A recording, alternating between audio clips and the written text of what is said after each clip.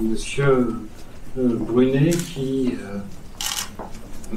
est présent ce soir, et ce soir sa présence est particulièrement précieuse parce que ça prouve au moins que l'ARS fait face à ses responsabilités aujourd'hui, ce qui j'ai l'occasion de m'exprimer quelquefois un peu violemment par votre presse, qui était pas forcément toujours le sentiment que j'avais avec un directeur en particulier précédent. Donc merci de votre présence.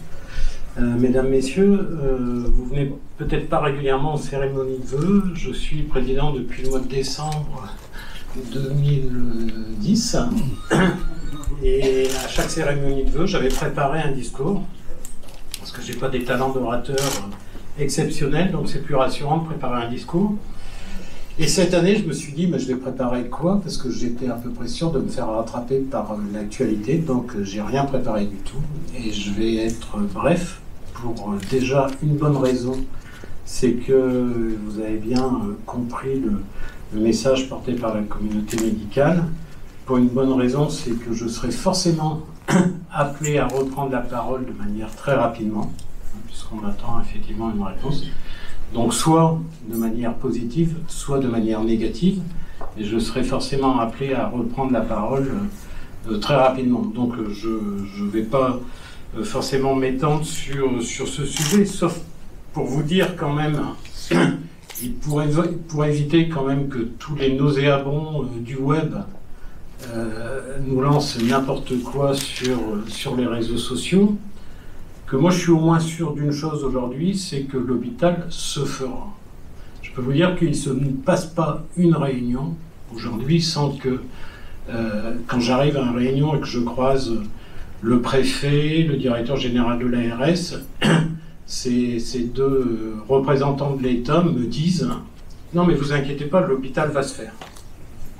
Donc je suis sûr d'une chose aujourd'hui, c'est que l'hôpital se fera. Je réponds en règle générale, c'est pas ce qui m'intéresse, enfin si ça m'intéresse, mais c'est pas ce qui m'intéresse comme réponse. Ce qui m'intéresse comme réponse, c'est quel hôpital, et c'est le sujet aujourd'hui, puisqu'en fait l'intervention de la mission d'appui qui avait été demandée par M. Mackowiak, l'intervention de la mission d'appui, c'était pour valider le projet tel que nous souhaitons collectivement qu'il se fasse, c'est-à-dire un projet qui soit le plus pertinent possible et qui nous permette surtout, qui vous permette d'exercer vos métiers demain, non plus en situation de crise permanente telle que vous le vivez depuis, j'ose pas donner de date, donc, mais que vous puissiez demain vivre un hôpital qui soit à l'équilibre, qui soit performant et qui soit véritablement un hôpital qui intègre les techniques de demain. Donc c'est le sujet aujourd'hui, il est sur l'enveloppe supplémentaire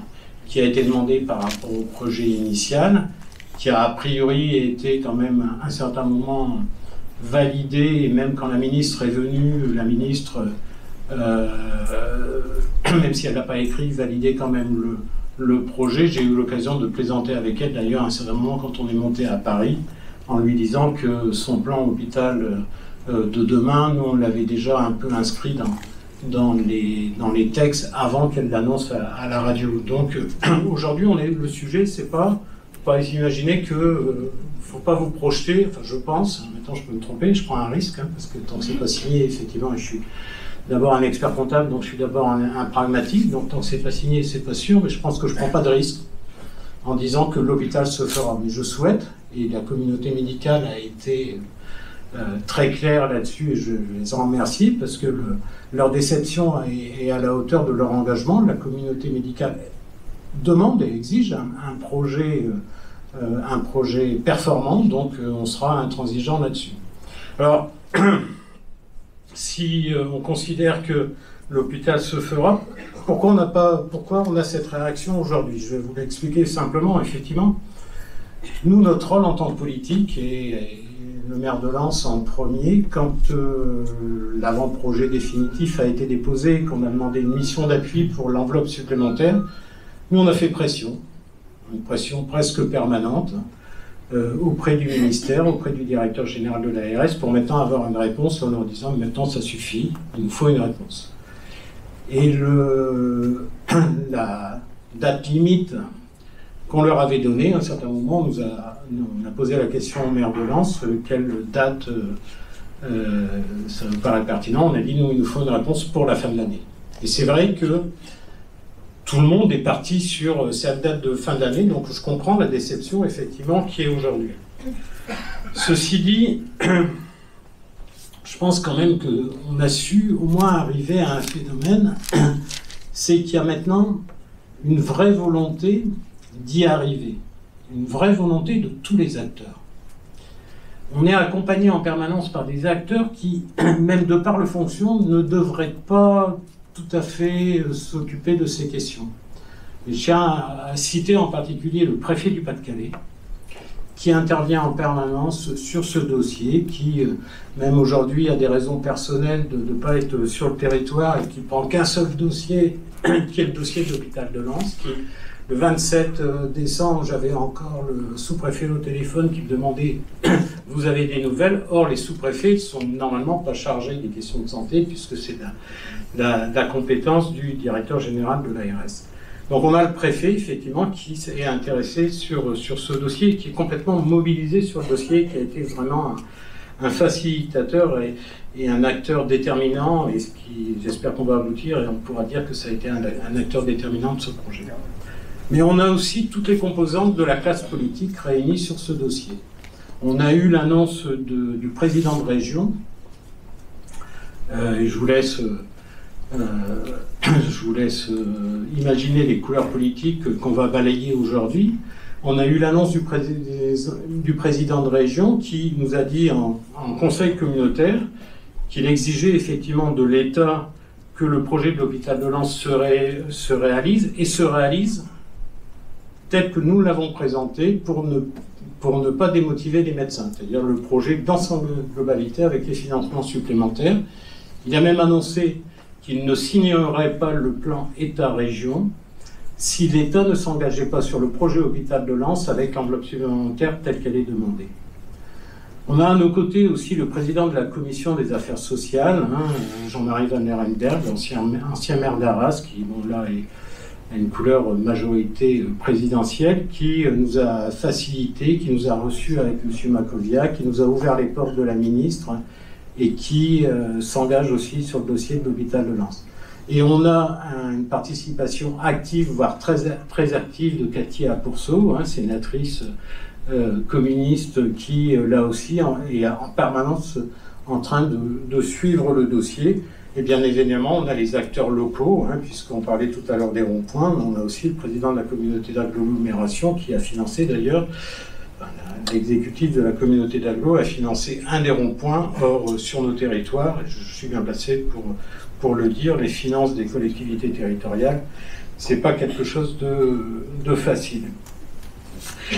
Mais cette volonté d'y arriver, et j'ai quelquefois été effectivement violent sur mes propos, cette volonté d'y arriver, sincèrement, je la ressens pour la première fois aussi du directeur de cabinet chargé des hôpitaux de la ministre, qui vient de changer, Thomas Deroche, quand tout de suite on a demandé à le rencontrer. Donc, et on a vu effectivement à un certain moment que le dossier changeait un peu de braquet. Et je l'ai ressenti aussi de la part du directeur général de l'ARS, M. Champion. Et si j'ai pu dire par voie de presse que l'ancienne directrice générale de l'ARS nous a fait perdre du temps, enfin je ne l'ai pas dit comme ça, j'avais dit par voie de presse que quand la presse m'interrogeait sur le départ de Madame Ricom, que j'avais connu 3 directeurs généraux d'ARS, 2 qui travaillaient, et Madame Ricom, dont je n'avais pas été vraiment sympathique, mais je pense, et je ne suis pas le seul à penser qu'on a perdu beaucoup de temps, et avec le nouveau directeur général de l'ARS, j'ai senti effectivement qu'on changeait un peu de regard de l'ARS sur ce dossier. Donc, c'est très difficile pour moi d'intervenir parce que ça serait beaucoup plus facile, effectivement, de sortir les drapeaux, de vous inviter à une manifestation, etc. Je pense pas le faire parce que j'espère, effectivement, et je crois, Monsieur Champion, puisque moi je l'ai interpellé, j'ai pas tellement laissé rentrer de vacances, d'ailleurs il n'était pas rentré de vacances, qui me répondait, moi je l'ai interpellé le 3 janvier à 15h05, hein, en lui disant on n'a pas de réponse, me servant d'ailleurs d'un article de la presse locale qui disait mais voilà, ce projet il va sortir ou pas sortir. Donc je l'ai interpellé le 3 janvier tout de suite en disant on a dépassé la date, hein, donc maintenant il nous faut une réponse. Je reste encore optimiste. Et je pense effectivement que les événements qu'on voit tous les soirs à la télévision, qui ont quand même pas mal occupé l'exécutif, ont peut-être effectivement c'est sûrement la cause du fait que certains dossiers qui devaient sortir ne sont pas encore sortis, parce que c'est quand même des dossiers dont les volumes financiers sont importants et il faut une décision de haut niveau pour nous en sortir. Ceci dit, c'est bien que les médecins s'engagent parce que cet hôpital, quand il sortira, on pourra dire que sur ce territoire, ça aura été un projet collectif qui sera le reflet d'intelligence de toutes les parties de cet hôpital. Hein, et je l'ai déjà dit, mais je pense qu'effectivement, les organisations syndicales auront aussi leur part à la production de ce nouvel hôpital, parce qu'à un certain moment, il a fallu travailler avec les organisations syndicales et elles ont été tout à fait intelligentes sur le montage du dossier et depuis le début. Donc, j'espère que effectivement,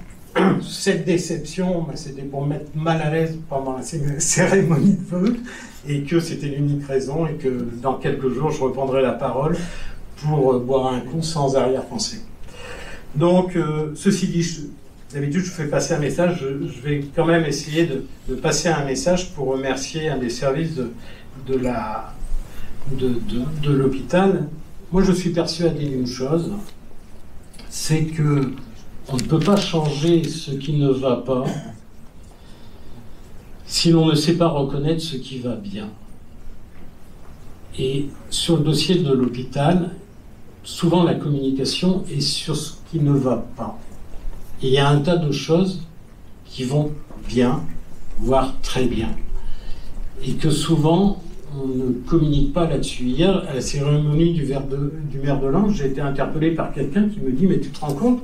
J'étais sur Arte, bon, c'est vrai que c'est un intellectuel, j'étais sur Arte, on a parlé, je ne sais pas si vous savez, monsieur le directeur, on a parlé d'un service de l'hôpital de Lens, tu te rends compte comme un modèle pour la France. Alors ça devait être, si j'ai bien compris, le service de télé-AVC. Moi, j'ai pas vu le reportage, donc voilà, d'après ce qu'il m'a expliqué, parce qu'en médecine, il s'y connaît autant que moi, j'ai cru comprendre que c'était le service de télé-AVC. Mais tu te rends compte sur Arte ou pas? Ben oui, parce qu'à l'hôpital de Lens, il y a quand même beaucoup de choses qui marchent bien et qui marchent très bien. Il y a du personnel engagé. J'ai eu l'occasion de participer. Alors, c'est quelquefois des petites choses, mais au service de néonat où on a inauguré, entre guillemets, une fresque qui rend ce service un peu plus sympathique et on mesure à chaque fois l'engagement des personnels. Donc, je tenais à remercier celui qui filme, a priori, oui, les caméras sont de plus en plus petites, et tous ses collaborateurs, parce que je crois que le service communication a su cette année justement mettre l'accent sur ce qui va bien, et qu'il y a eu un tas de sujets qui ont été abordés, qui ont montré l'engagement de tous auprès des patients, et je pense qu'il faut continuer, parce que trop souvent on a une communication sur ce que j'appelais tout à l'heure les nauséabonds du web, qui fait qu'on grossit ce qui va mal en oubliant de parler sur ce qui va bien.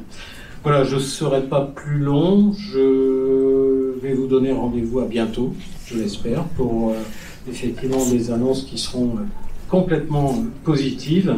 Donc je vais vous souhaiter une excellente année 2020.